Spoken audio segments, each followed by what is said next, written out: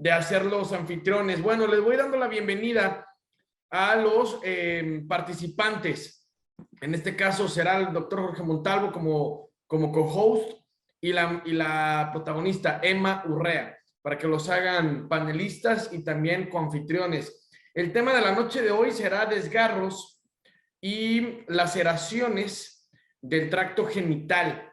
Esto, como ya lo mencioné, de la doctora Emma Angélica Urrea Castro. Ella es egresada de la Universidad Autónoma de Durango, campus Los Mochis, residente de segundo grado de ginecología y obstetricia del Hospital de la Mujer Culiacán en Sinaloa. Gran tema, gran doctora que nos va a dar la exposición, grandes protagonistas. Tenemos todo bajo la mesa, puesto sobre la mesa, perdón, para que sea un gran webinar, el de la tarde-noche de hoy. Le mando saludos a la gente que ya está conectada, a Carlos Martínez, Ivonne Matan, Jonathan Rodríguez, a Sergio Rojas, Virginia Villegas, Elena Tobar, está también Friolán Guerrero Gamboa, Gilberto Ramírez. Gracias por estar ya con nosotros. A ver, vamos haciendo los panelistas. Para que acepten la invitación, Jorge Montalvo y Emma Urrea, por favor. Acepten la invitación como co-host. Aquí ya está el doctor Jorge Montalvo. Listo. Aquí ya estamos todos. Bienvenido, doctor Jorge. Un gusto me da saludarlo. ¿Qué tal, Tony? ¿Cómo están? Buenas noches. Qué gusto saludarlos a todos también. Gracias por estar con nosotros. Siempre es un verdadero placer tener la oportunidad de platicar con todos y acerca de temas todos los martes muy interesantes. Doctora, buenas tardes, buenas noches. Buenas tardes, saludos a todos. Un gusto estar aquí presente. Muchas gracias. Pues hoy tenemos un tema bien interesante. Vamos a aprender muchas cosas seguramente hoy de la doctora Emma. Y ya tendremos la oportunidad de platicar acerca de esto, que creo que es algo que todo aquel que atiende o está cerca de una mujer tendrá que aprender a resolver, y sobre todo si atiende partos, con muchísima más razón. Entonces, doctora Tony, cuando ustedes gusten, creo que estamos en tiempo. Adelante, le recuerdo la dinámica. La doctora Emma tendrá 30 minutos para exponer el tema y al terminar el doctor Jorge Montalvo con su mentoría va a complementar la charla y la cuestionará. Pero es muy importante la participación del público, entonces los invitamos a participar mediante saludos, comentarios y preguntas para hacer más llevadero este programa, su programa La Voz del Residente. ¿Estamos? Doctora Emma, ¿puede compartir su pantalla, por favor? Claro que sí. Permítanme. Listo. ¿Listo? ¿Ya se ve bien? Perfecto. Sí, doctora, muchas gracias. Estamos... Okay. Bueno, pues me presento. Yo soy la doctora Emma Angélica Urrea Castro, egresada de la Universidad Autónoma de Durango. Ahorita estoy cursando con mi segundo grado de residencia en ginecología y obstetricia. Y este día les voy a hablar del tema de desgarros y laceraciones del tracto genital.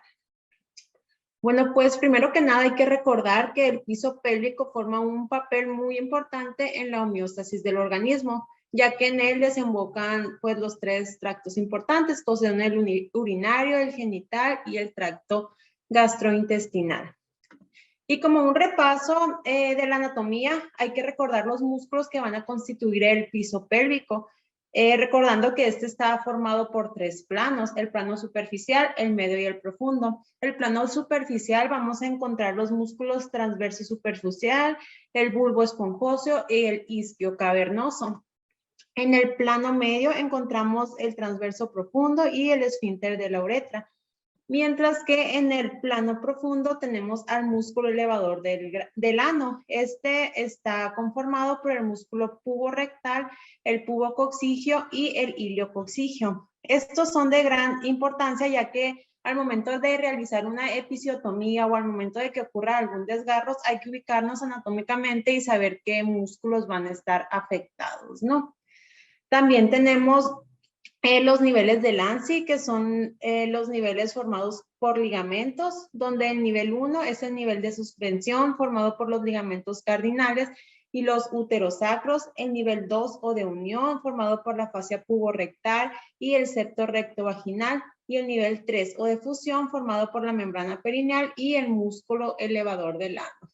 Estos son importantes ya que cualquier daño del suelo pélvico pueden ocasionar algún prolapso cuando estos son afectados. Y ahora entrando un poco más al tema que nos interesa conocer esta noche, ¿qué es el trauma perineal? Pues estas son lesiones perineales espontáneas o secundarias a la realización de una episiotomía. También existe una clasificación conocida como OASIS que comprenden a las lesiones del esfínter anal y de la mucosa rectal. Hay diferentes tipos de desgarros ubicados anatómicamente. Tanto en la pared anterior puede existir desgarros en labios, en la pared anterior vaginal, en la uretra y en el clítoris. Y daños en la pared o en la parte posterior, hay en la pared vaginal posterior, en músculos perineales, en el esfínter anal y en la mucosa rectal. Hablando un poco sobre el panorama del problema, aquí los desgarros ocurren en más del 85% de los partos. Del 60 al 70% van a requerir sutura. La episiotomía es realizada del 8 al 94% de los casos. Hay estudios que reportan que en Holanda solo el 8% de las pacientes son sometidas a episiotomía, mientras que en otros países como el este de Europa, casi el 94% de las pacientes son sometidas a una episiotomía. Esto quiere decir que muchos médicos hacen episiotomías de rutina sin antes valorar a la paciente, valorar el periné, la laxitud de los tejidos y el tamaño igual del bebé. Y pues los desgarros ocurren 10 veces más en pacientes primíparas. Ahora hablando un poco de epidemiología, el 3.3% son desgarros de tercer grado. El 1.1% son desgarros de cuarto grado, afortunadamente es un porcentaje relativamente bajo. El 19% de estas son secundarias a una episiotomía media y solo el 2.5% de los desgarros son secundarios a una episiotomía media lateral.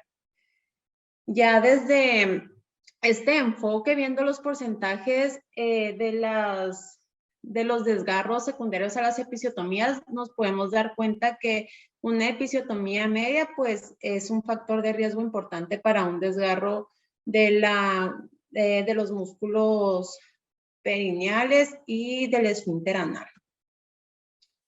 Entre los factores de riesgo tenemos la episiotomía media, como les acabo de mencionar, el parto instrumentados, factores maternos como primiparidad, edad mayor a 35 años por la pérdida de colágeno o factores de riesgo fetales como un grande pared gestacional o una variedad de posición inadecuada. Hay factores también anatómicos que son modificados en el segundo periodo del trabajo de parto. Aquí puede ocurrir una lesión del nervio pudendo.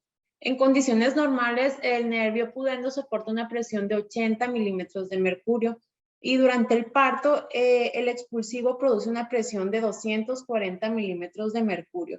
Entonces hay que evitar lo más que se pueda un expulsivo prolongado para que no haya una lesión del nervio pudendo y dejar a las pacientes con secuelas.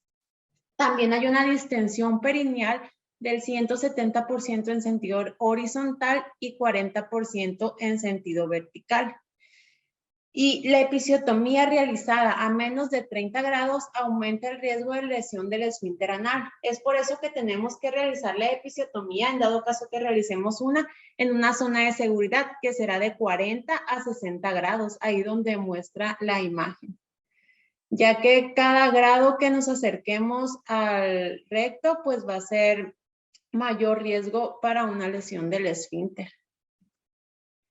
¿Qué tipos de episiotomía podemos realizar? Pues media y media lateral, que son las más usadas actualmente.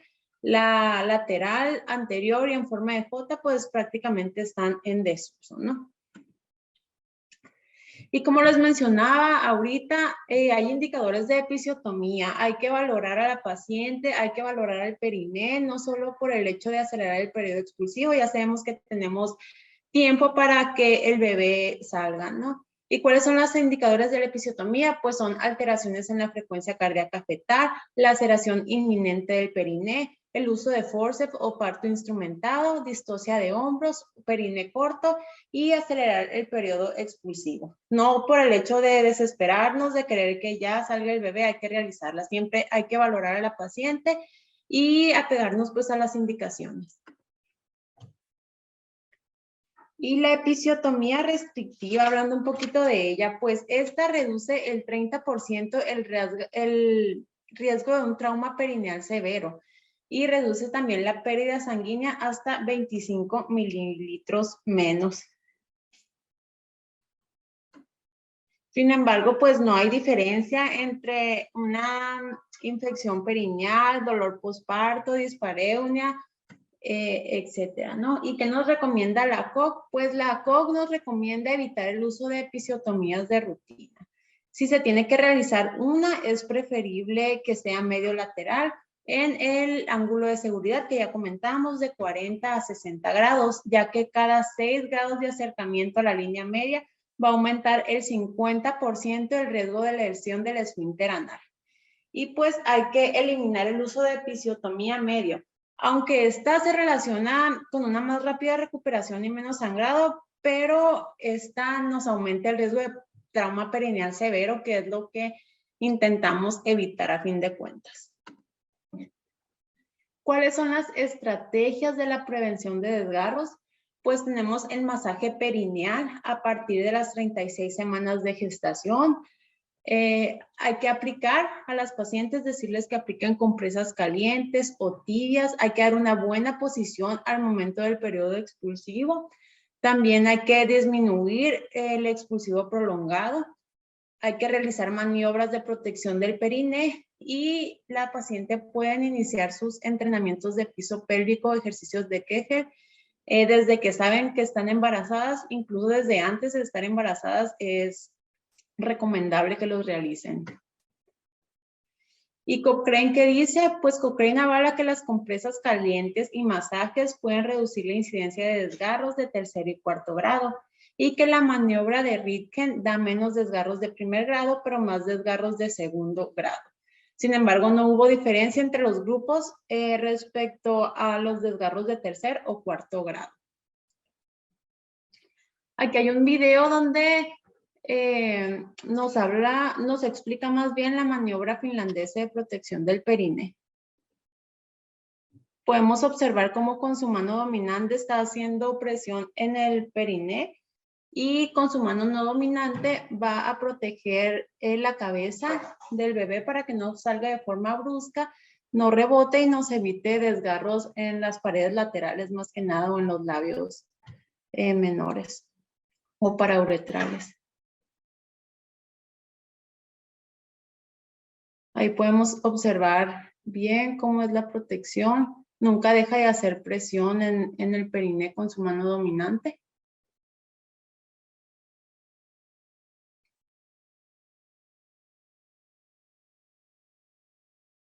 Y siempre la salida de la cabeza controlada.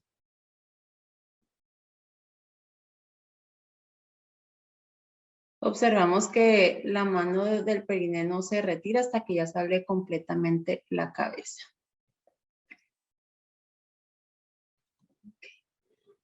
Bueno, continuando, pues les comentaba que hay que recomendar a las pacientes realizar el masaje perineal. Aquí está una imagen de cómo explicarles que se los deben de hacer. También los ejercicios de Kegel. Como les mencionaba, incluso desde antes del embarazo las pacientes pueden realizarlos. Es para fortalecer el piso pélvico. Y ahora entrando un poco más a los desgarros, tenemos la clasificación de Sultán, donde el primer grado habla de lesiones solo en la piel perineal. Segundo grado, lesiones de músculos del periné sin afectación del esfínter anal. Tercer grado, ya hay lesión del esfínter anal, donde el 3A es lesión del esfínter anal externo, el menos del 50%. El 3B es lesión del esfínter anal externo, el más del 50% y el 3C es lesión del esfínter interno y externo. También tenemos el desgarro de cuarto grado, que es una lesión del esfínter anal y de la mucosa rectal. También hay unas lesiones en ojal, que son lesiones de la mucosa rectal sin daño al esfínter anal. Y aquí en esta imagen podemos observar hasta dónde abarca cada grado de lesión. El 3A menos del 50, 3B más del 50, 3C en su totalidad y el 4 pues hasta la mucosa rectal. Aquí hay otra imagen donde se pueden observar hasta dónde abarca cada grado la lesión. Aquí un desgarro de segundo grado. Podemos ver que el esfínter anal pues está prácticamente intacto. Aquí los afectados son los músculos. El tercer grado A, hay una lesión del esfínter anal externo en menos del 50%. Un 3B, hay una lesión del esfínter anal externo en más del 50%. Ahí podemos observar que la mucosa rectal pues está conservada. 3C en su totalidad. Ahí se pueden ver bien diseccionado el esfínter anal. Y pues un grado 4 que abarca hasta la mucosa rectal. Una lesión en ojal. Es por eso que es importante hacer un tacto rectal. Aparentemente todo puede estar bien por fuera, pero al momento de hacer el tacto rectal nos damos cuenta que hay una lesión en ojal, ¿no? Hay que saber identificarla. Por eso, tacto rectal de rutina. ¿Y cómo vamos a diagnosticar y reparar estos desgarros? Pues la reparación debe realizarse en un quirófano o sala de expulsión con una iluminación óptima en una posición de litotomía dorsal o verticalizada con los estribos de Allen o las famosas perneras. Hay que preparar con clorhexidina al 4% o con isodina, hacer un buen lavado y pues con la previa colocación de campos estériles. Para la reparación vamos a necesitar 2 pinzas Alice, tijeras Metzenbau, mayo, portaagujas, suturas. ¿Y qué suturas vamos a utilizar? Pues en el esfínter anal podemos usar un Vicryl 2 ceros o un PDS. Sabemos que el PDS pues tiene un poquito más de fuerza tensil, sin embargo es más caro. Y en la mucosa rectal igual Vicryl 3 ceros o PDS 3 ceros. Ya depende de pues, los recursos que se tengan a la mano, ¿no? ¿Cómo se va a reparar la mucosa rectal? Pues esta se va a iniciar 1 centímetro por arriba del vértice con puntos simples y separados. El nudo es indistinto hacia la luz o hacia el interior.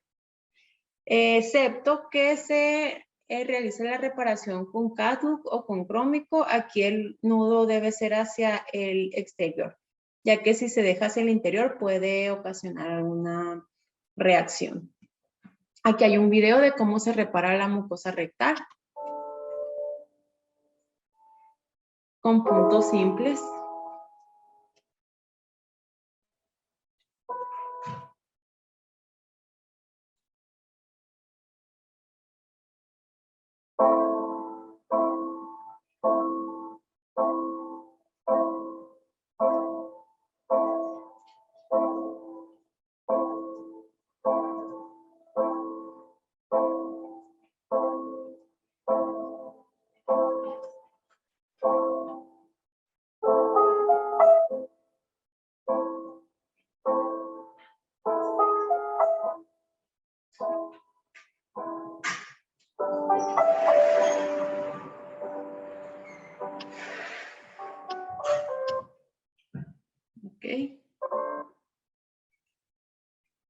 Ahora la reparación del esfínter anal interno. Estos son puntos en U, los famosos colchoneros, igual con Vicryl o PDS del 3.0. A continuación igual les voy a colocar un video.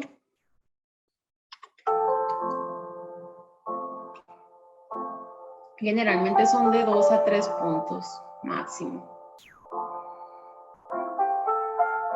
Deben de estar bien afrontados.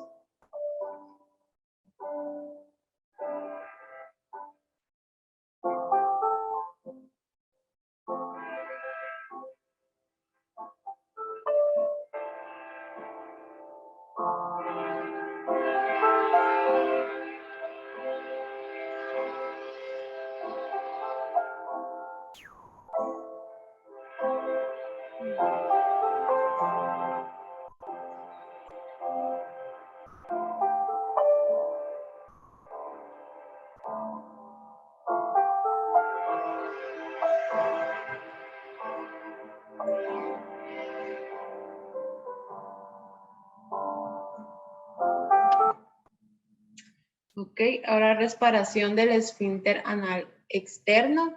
Aquí hay que localizar los bordes con pinzas alis y afrontal. Hay dos técnicas, la termino-terminal y la traslape. Igual les comentaba, 2 a 3 puntos. La termino-terminal es prácticamente como si fuera puntos en U, pero estos se van a cruzar.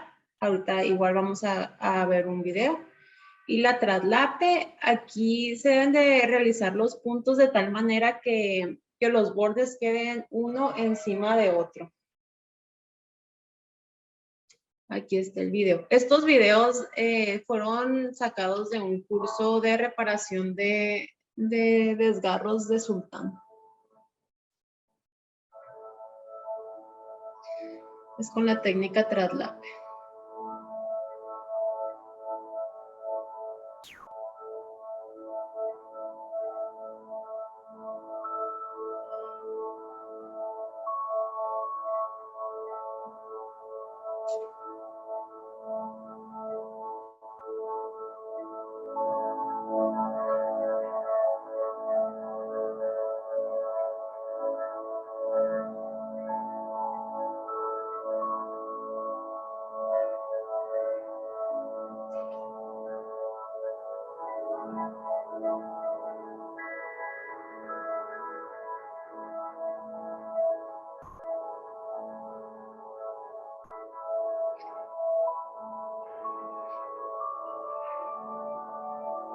Ahí vemos que un borde queda superpuesto al otro.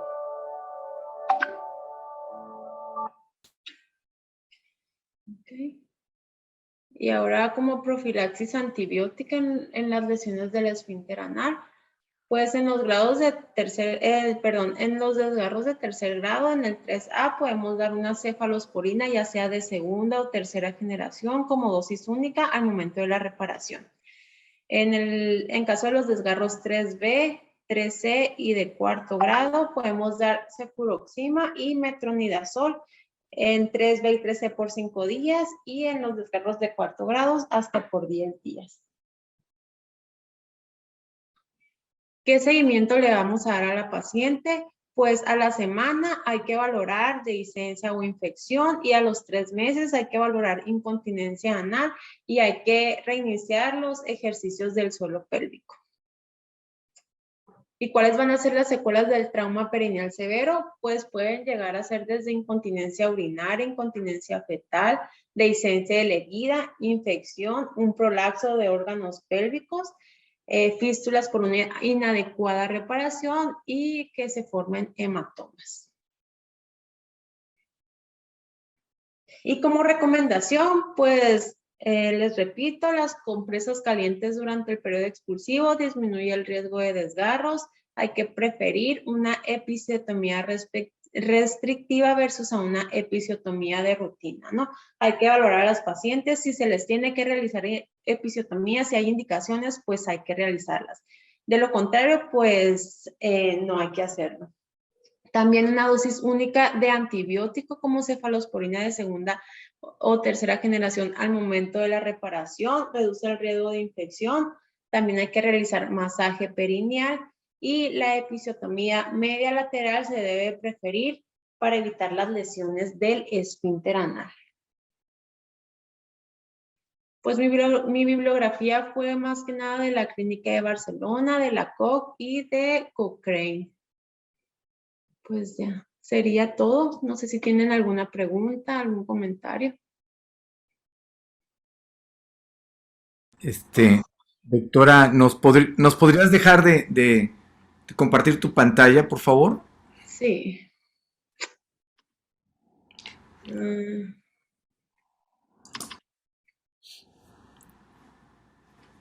ay, Bueno, mientras esto sucede. Bueno, felicidades, doctora Emma. Realmente, estos son los temas que a mí en lo personal me gustan mucho, porque creo que finalmente son los temas del día a día. Las gentes que en un momento dado nos dedicamos a atender a mujeres durante su embarazo, el seguimiento, todo esto, eh, son de las cosas que de verdad tenemos que aprender a manejar y manejar no de vez en cuando, sino saber manejar muy bien. Tenemos que ser verdaderos expertos, ¿no? Eh, es muy común, desafortunadamente, a veces, a pesar de todas las medidas y todas las medidas preventivas, y yo coincido con ellas, tratar de reducir el riesgo de, de- de desgarros, tratar de reducir el riesgo de episiotomías. De hecho, si logramos tener un parto controlado, como tú bien nos mostrabas, con todas las maniobras finlandesas, la verdad que son excelentes. Yo en lo personal soy un convencido de ello, porque a pesar de que se nos produzcan algunos desgarros, son desgarros que la evolución van a ser muy buenas, es decir, van a ser desgarros, la mayoría van a ser desgarros de primer grado, alguno que otro de segundo grado, pero que realmente la reparación del mismo y el impacto que va a tener en la calidad de vida de esa mujer va a ser mínimo realmente. En cambio, lo otro es a la hora que en un momento dado no hacemos una episiotomía bien hecha, y creo que es bien, inclusive, ahorita que hablabas tú del Clinic de Barcelona, ellos a veces inclusive dicen que si no tenemos la certeza de cómo vamos a hacer esa episiotomía, porque las condiciones de la paciente o porque el momento de la paciente en el expulsivo no es tan fácil como a veces sucede, que quisiéramos que todos fueran así, ellos inclusive recomiendan en pacientes donde el periné no lo estamos viendo en las condiciones, nos parece un periné a lo mejor corto, un periné no muy elástico, esas vaginas que de por sí las vamos desde las exploraciones durante la vigilancia del trabajo de parto, que por cierto hay que reducir las exploraciones al mínimo para reducir riesgos de infecciones o algunos otros daños, porque parece que a veces nos agarramos revise y revise. Decía un maestro mío, las mujeres no son pilas de agua de bendita. Es decir, que pasaba uno, a ver, chécala, y la checaban. Pasaba otro, chécala, y la checaban. Al rato todo el periné está todo hay una inflamatoria brutal, ¿no? Entonces ese periné se va a romper a la hora del parto, pues simplemente por la reacción inflamatoria que tiene. Pero decía yo, el Clinic, ellos recomiendan inclusive marcar, parece mentira, parece una tontería, a veces marcar cuál sería el ángulo de 45-60 grados, porque a la hora de la distensión del periné al momento del parto, a veces esas relaciones se pierden. Y entonces de repente hacemos episiotomías por donde no deberíamos de hacerla. Y si se nos corre tantito, corremos el riesgo de tener no solo desgarres del esfínter, sino desgarres del recto, que son en términos generales más complicados y sobre todo a veces más difíciles de reparar. La otra es, acabo de ver yo tenía 1000 años que no veía una, pero me acaba de tocar ver un desgarro de la cara lateral de la uretra, igual. Estuvieron tratando, es un parto instrumentado, una gente no, pues con poca experiencia, y al meter, yo nunca había visto con forceps, me había tocado, a mí me gustan los forceps, yo creo que el parto instrumentado, si se hace bien, puede ser una gran ayuda, no en todos los pacientes, pero creo que es importante que aprendamos nuevamente a manejar todo este tipo de instrumentos. Pero esto fue curiosamente con ventosas, ¿no? Es decir, un desgarro. Y entonces, curiosamente, ya estaban dando de alta a la paciente hasta que se dieron cuenta de que de repente salía liquidito y pues se dieron cuenta que era orina, ¿no? Que estaba saliendo de la pared lateral de la uretra. Y entonces hay que aprender a reparar todas estas estructuras. Lo ideal sería que tuviéramos junto al coloproctólogo o al urólogo, etcétera, que nos echara la mano, pero no es la realidad. La verdad es que los partos a veces son meramente íntimos, somos los únicos que están, en lo que puede venir alguien echarnos la mano, no siempre está disponible y no en todos los lugares es factible. Entonces sí es bien importante esto que tú me estás mostrando el día de hoy. Tenemos que aprender a reparar, a saber, como decías muy bien, a elegir qué pacientes les vamos a hacer una episiotomía Otra cosa que creo que es muy importante, la comunicación con estas pacientes, hay que avisarles, hay que explicarles cuáles son las situaciones de lo que puede, de acuerdo al primer contacto y la evolución del mismo trabajo de parto, es decir, en nuestro partograma ir estableciendo cómo está evolucionando y cuáles son las posibilidades de que esta mujer termine haciéndose una episiotomía o que requiera alguna otra maniobra, con el objeto de que la paciente esté enterada. Nos reduce muchos problemas, la paciente se siente más segura, se siente más tranquila y sobre todo también nos puede reducir hasta conflictos de tipo médico-legal, ¿no? Entonces, creo que es muy importante esta comunicación en este tipo de situaciones. El platicar, es más, si está en un momento dado en algunos lugares donde está el familiar, es muy importante también explicar el por qué lo estamos haciendo y cómo lo estamos haciendo, con objeto de que realmente las cosas se hagan como tienen que hacerse. En relación a lo que también creo que es muy importante, es lo que tiene que ver con las lesiones. Hay una serie de lesiones del tracto genital que a veces no son aparentes. Acuérdense, ahorita que hablabas tú de los hematomas, no es raro que en un momento dado, en un parto instrumentado o en un parto donde las condiciones del feto, sobre todo esos fetos grandes, no solo la cabeza, muchas veces lo que nos va a lesionar, y esto es lo que hicimos un estudio hace como 5 años, donde la causa número 1 de lesiones de desgarros o de trauma vaginal eran los hombros. Entonces, esto es bien importante porque a veces no tenemos lesiones abiertas y se hacen hematomas, y si no lo resolvemos, esa paciente va a tener complicaciones, se puede infectar, pero sobre todo va a tener secuelas posteriores. Van a ser pacientes que van a tener más frecuentemente incontinencias urinarias e inclusive algunas incontinencias fecales. El ver a una paciente de 20 y tantos años tener una incontinencia fecal es una verdadera tragedia, ¿no? Entonces creo que esto es bien importante. Cuando ustedes tienen un trauma, Emma, por ejemplo, entraste a un parto, fue un parto precipitado porque las condiciones de la paciente llegó en expulsivo, como sucede muy frecuente en el hospital donde tú trabajas, que yo conozco, el Hospital de la Mujer, que es un excelente lugar. De repente llegan las pacientes así como que dice uno, directa, ¿no? Y pásale, órale, te vas directo. No hay chance de casi ni de conocerla, verle la cara, decir, cuando llegan a tener esto, ¿cuál es el protocolo de manejo? Porque yo soy mucho de protocolos, es decir, ¿qué haces? En un momento dado, tuviste el parto, a veces las condiciones, volvemos a lo mismo, es un parto muy acelerado, es difícil, y de repente tienes una laceración o un desgarro importante. Cuando hay una laceración, vamos, de tercer grado, ¿sí? ¿Quién es el que repara esto? ¿Lo reparas tú? ¿Llamas al R+, llamas a tu adscrito, le hablas como decíamos, tienes ahí cerca al coloproctólogo o tienes a algún otro especialista? ¿Cómo lo manejan ustedes? Pues generalmente el que atiende el parto es el R1, ¿no? Y siempre supervisado por nosotros los R2.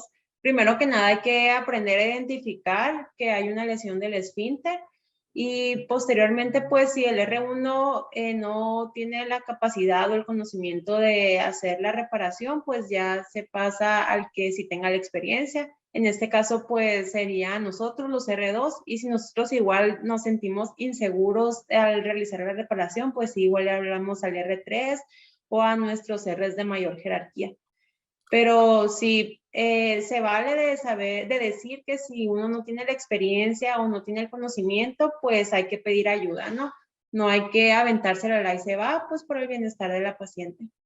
Sí, porque esto va a tener una repercusión real, es decir, por ejemplo, ustedes, ¿cuál es el protocolo de aprendizaje? ¿Cómo lo están manejando dentro del hospital? Es muy común en muchos lugares donde la enseñanza es de RR, es decir, el R1 le enseña al R2, el R2 al R1, etcétera, etcétera. ¿Ustedes tienen alguna, bueno, estábamos viendo el curso de suturas, lo cual me parecería maravilloso que en todos lados lo hicieran, no creo que en todos lados lo hagan desafortunadamente. ¿Cómo es esto? Es decir, tú llegas, te sientas y le dices a tu R1, mira, se hace así, así, así. ¿Cómo aprendiste tú, por ejemplo? Sí, pues nosotros tenemos nuestras clases no impartidas pues por los médicos. De hecho, esta clase yo la presenté en mi R1 y me asesoró un urogine. Ah, Entonces, nosotros tenemos nuestras clases con los módulos y los adscritos pues correspondientes a los temas y pues sí, también la enseñanza práctica es entre residentes más que nada, pero sí lo teórico sí siempre nos asesora un adscrito, un médico especialista. ¿qué frecuencia de episiotomías tienen ustedes? ¿Se hacen puras medio laterales? ¿No hacen ya medias? ¿Qué tanto hacen episiotomías ustedes? Generalmente es pura episiotomía media lateral. Ya Y- depende, pues hay adscritos que están encargados que si les gusta de repente la episiotomía media y pues ya sabemos y pura media con ella. Pero generalmente pura media lateral. Perfecto. ¿Y en qué porcentaje de partos están utilizando episiotomías? La norma oficial, la 007, dice que se recomienda en un momento dado, previa valoración, lo cual me parece lógico, el uso de episiotomías, aunque ya casi todas las guías de práctica clínica a nivel mundial están propagando que la episiotomía sea una indicación muy precisa. ¿Cómo están manejando ustedes? Pues la verdad el porcentaje no lo desconozco, pero pues sí, generalmente sí se realizan episiotomías, depende más del residente que está atendiendo el parto, ¿no? Que él valora y ya sí, pues para él la paciente ocupa episiotomía, pues la hace. Hay unos que sí hacen la episiotomía restrictiva que intentan la preservación del perine más que nada. Lo que sí es que en desgarros sí es ya del esfínter anal sí es un porcentaje relativamente bajo. Igual no tengo el número exacto, pero sí es bajo. ¿Con qué están ustedes suturando? ¿Están usando PDS, Bicril? Ojalá. Pues los desgarros, perdón, las episiotomías así sin desgarros del esfínter usamos puro crómico porque es lo que hay. Pues, la verdad es lo que hay en el hospital. Ya cuando hay desgarros de esfínter sí intentamos usar Bicril. ¿Qué tanto están haciendo partos instrumentados ustedes? ¿Están utilizando forceps, utilizando vacuum o no tienen nada de eso ustedes No ahorita? hay en el hospital, no hay ni vacuum ni forceps y la verdad pues no sabemos utilizarlos.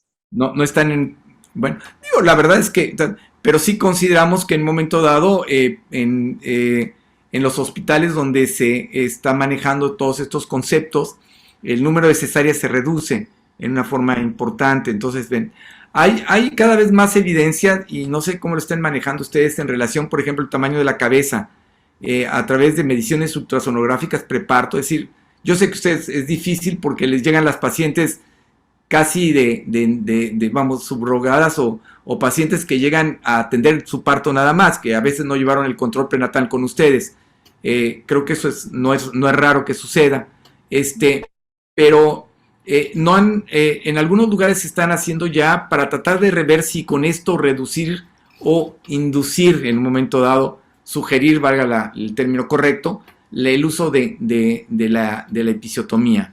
En relación a todas estas maniobras de la atención del parto, las están, porque ahorita nos enseñabas tú todo esto, las maniobras finlandesas, etcétera, las están llevando a cabo, es decir, sí lo hacen regularmente, todos este tipo de maniobras de preparación de periné, no sé, compresas calientes creo que sería difícil de que tengan ustedes, pero ¿qué es lo que están haciendo en el parto?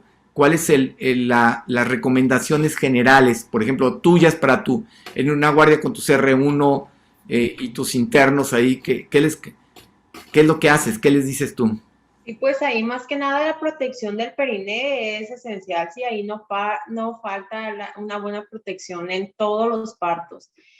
Pues en tanto a los masajes perineales y compresas, pues prácticamente no, porque pues la verdad tenemos un número muy elevado de pacientes y no se podría pues de así. En cuanto a los ejercicios de Kegel o de fortalecimiento del piso pélvico, pues eso hay que inculcárselo a los pacientes desde el primer nivel de la consulta. Los médicos que están ahorita de pasantes de servicio, hay que recomendarles también que inicien las pacientes con los ejercicios de Kegel o de piso pélvico para pues fortalecer los músculos. Ese es un punto bien importante y me encantó de que lo mencionaras en tu presentación. Yo soy bien convencido de los ejercicios de Kegel. Creo que es una forma de proteger la salud genital de nuestras pacientes. Pero sí lo están haciendo en el control prenatal, lo recomiendan, los enseñan, y sobre todo en el puerperio, cuando la paciente se egresa. No todas las pacientes se pueden hacer de inmediato, obviamente por las condiciones propias a veces de la propia paciente, pero sí ya en los controles, el problema que yo veo, por ejemplo, en las instituciones como la tuya o como otras muchas, es que muchas pacientes de esas ya no las vuelves a ver, es difícil que regresen.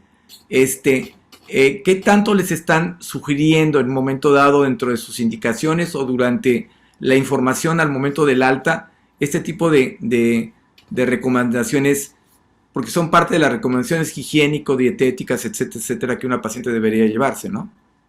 Sí, sí se recomienda a las pacientes, sí se les hace saber, se les explica, más sin embargo, como comenta usted, pues son pacientes que generalmente no vuelven al seguimiento y ya desconocemos si los hacen, si no los hacen, o pues el desenlace. Ahorita, en relación a, ¿cuál dirías tú que es la mayor, indicación en el medio donde tú estás para hacer una episiotomía? Tú mencionaste una serie de indicaciones, las cuales me parecen muy puntuales, pero tú, ¿cuáles en la práctica diaria, es decir, en lo que ves en el hospital, cuáles serían las indicaciones más frecuentes que están ustedes utilizando para hacer? ¿Es apurarse para que se abrevie el periodo expulsivo, o es condiciones fetales, o es condiciones anatómicas maternas, etcétera? ¿Cómo es? ¿Cuál es la indicación número 1 en tu hospital para hacer una episiotomía? Pues, como le comentaba, es más lo que piense el residente que está teniendo el parto, ¿no? En esos momentos, si para él tiene un periné con poca laxitud, que siente que le falta elasticidad, pues él le va a hacer la episiotomía, ¿no? Igual, si queremos acelerar el periodo expulsivo, pues también se hace. Y pues generalmente ahí las primíparas no se salvan del epicio, es rara la que se va sin su epicio. Está bueno eso. Yo creo que la verdad es que sí creo, y me gustaría oír la opinión de todas las gentes que nos están acompañando el día de hoy. Por cierto, montón de felicitaciones, doctora Emma, te felicito. Gracias. Me gustó mucho la presentación, a mí me gustó mucho porque se me hizo, como dicen, muy objetiva, concreta, con buen sustento científico. Realmente la bibliografía que nos presentaste, las guías de práctica que también nos presentaste, tanto del American College como del Clinic de Barcelona, creo que son centros de referencia importantes. Te digo, hay muchas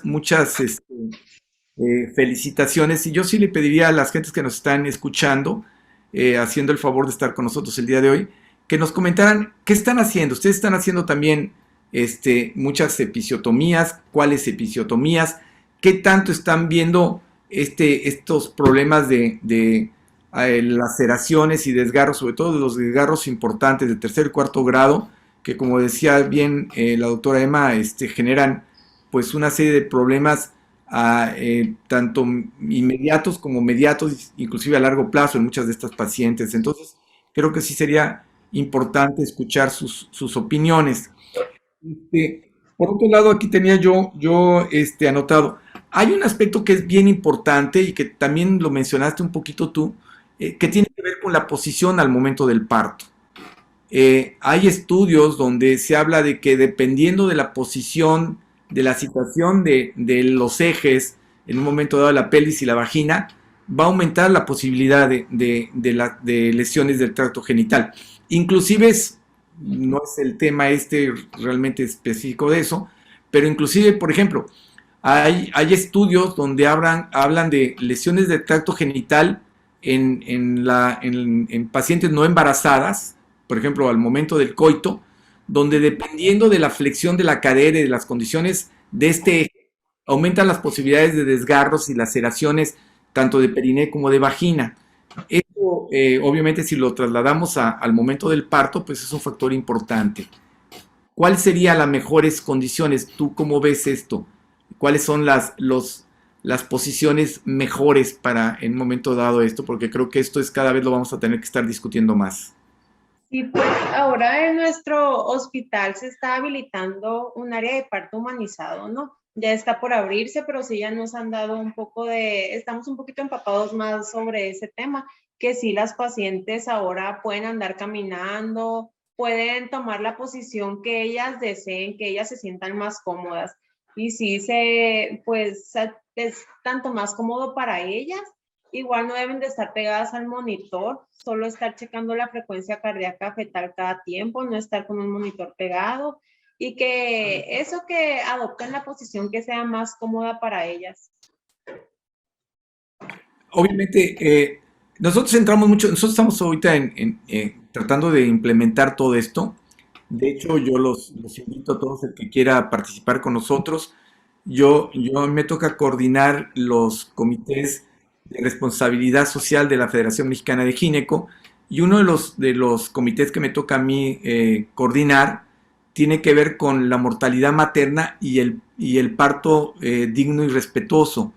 Y entonces estamos tratando de ver que todo esto comience a implementarse, buscando que exista realmente las preferencias, pero siempre cuidando la indicación médica, es decir, tratando de que la indicación médica empate con los deseos de la paciente para darle una protección real, es decir, cuidando por un lado la autonomía de la paciente, pero también cuidando por otro lado lo que nos toca a nosotros en relación a esos valores que tienen que ver con la beneficencia, es decir, respetar lo que quiere la paciente, ser respetuosos, informada, pero también en un momento dado insistiendo en cuáles son las evidencias científicas que permitan para ese caso en particular los mejores resultados.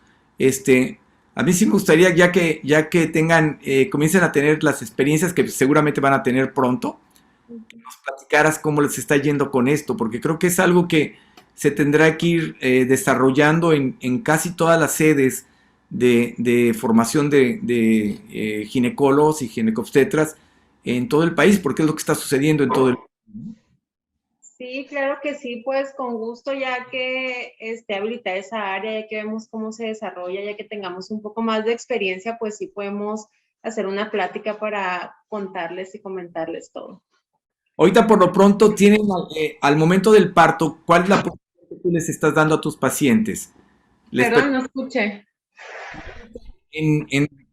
Ahí en el Hospital de la Mujer en Culiacán, tú en particular, quiero saber la versión de la doctora Emma.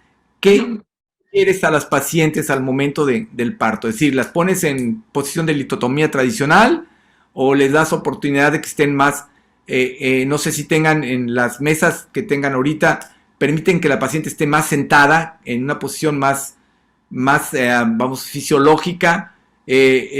¿Cómo usan, por ejemplo, las pierneras?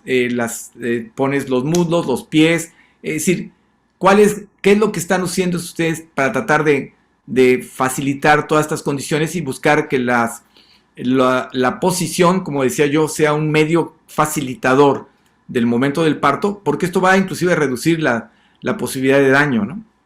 Sí, ahorita pues prácticamente todas se colocan en posición verticalizada o de litotomía. Sí. Perfecto.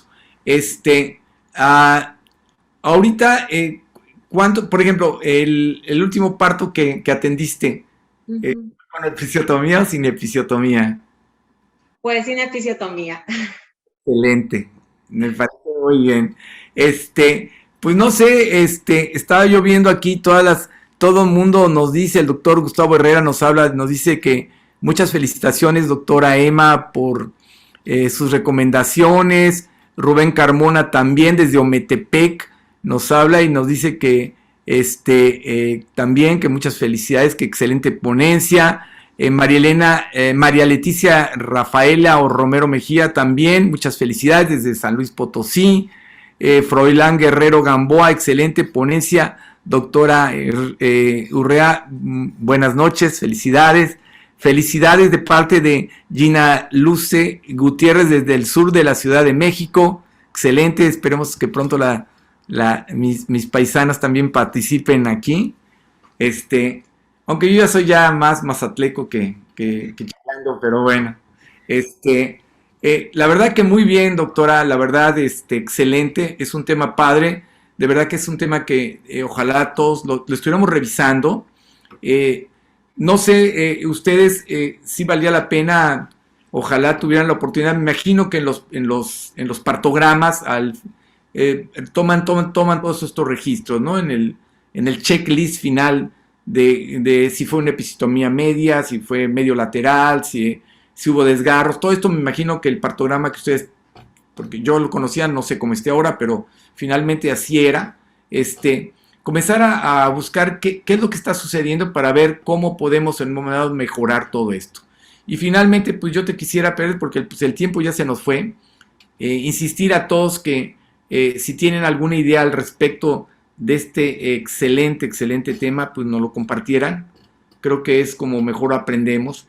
Y pues en función al tiempo, y si Tony no tiene otro inconveniente, pues le pedía yo a la doctora Emma Urrea que nos hiciera favor de darnos un mensaje final. Adelante, por favor. Adelante, doctora Emma. Un mensaje igual, un consejo también a los R1, a los que van empezando. ¿Qué les diría usted? Bueno, pues a los R1 que van empezando, pues que estudien. Yo sé que tal vez es mucha carga de trabajo, pero hay que estudiar, siempre ver por el bienestar de la paciente. Si no saben algo, si desconocen algo, se vale pedir ayuda, nadie los va a regañar. Hay que ver todos por la paciente más que nada, ¿no? Y pues a nosotros como R+, siempre hay que estar en la disposición de apoyar al R1 o al interno, ¿no? Hay que enseñarles también y pues todo es una retroalimentación, todos estamos para aprender ahorita. Además, la doctora Emma no es regañona con los R1. No, no, yo no. Yo tuve en mi momento mis R+, cuando yo fui R1, tenía yo tres residentas, las coronelas, les decían, ya te imaginas.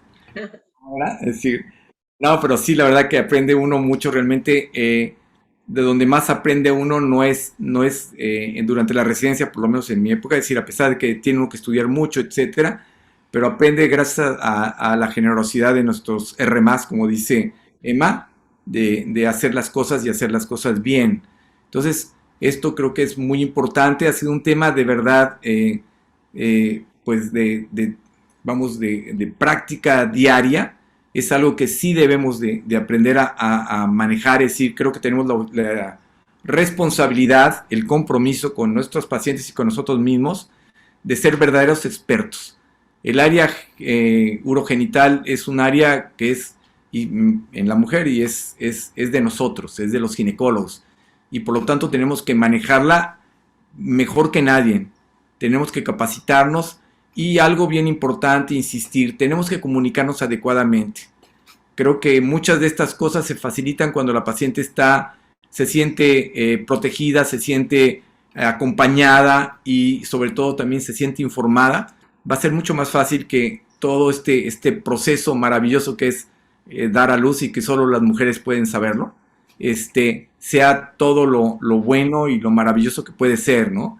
Tenemos el compromiso de que cuando termine el evento, tener no solo un bebé sano, sino tener una mujer sana, porque eso va a ser dependiente para toda una familia, ¿no? Va a ser el factor más importante. Entonces, nuevamente, doctora Emma Urrea, felicidades. Espero cuando vengas para Mazatlán, aquí tienes tu casa, con todo. Gracias. Igual a todos los que vengan a Mazatlán, ya saben, aquí estamos para servirles. Espero que pronto, muchos de los que hoy nos hicieron, pues, partícipes de su interés en aprender, como la doctora Gina Luce, como el doctor Froilán, como la doctora María Leticia, etcétera, tengan el valor y la capacidad de compartirnos, así como lo ha hecho brillantemente hoy la doctora Emma Urrea. Pues a mí no me queda más que agradecerte, Tony, para que nos hagas favor de invitar a todos para el próximo martes, que va a ser seguramente igual de interesante que el día de hoy. Correcto, sigan en sintonía de La Voz del Residente a lo largo de la semana. Esto no se acaba aquí, les extiendo nuevamente la invitación para el próximo martes. Ya saben, no hemos fallado en la calidad de los ponentes, en la calidad de los mentores y en la calidad de los temas que se van a exponer. Entonces, sigan en sintonía. Y no solo eso, también recomiéndenos con sus amigos residentes, con familiares, para crecer esta comunidad, que lo hemos hecho con mucho cariño ya más de un año. Les mando un abrazo a todos, les deseo excelente inicio de semana y de verdad, gracias a la doctora Emma por la exposición. Se llevó todas las flores de este programa, de este webinar. Saludos. Muchas gracias y esperamos estar por aquí pronto. De verdad, muy bien. Esperamos, que sí. Nos vemos, bye. Nos vemos, buenas noches. Que estén bien, cuídense mucho.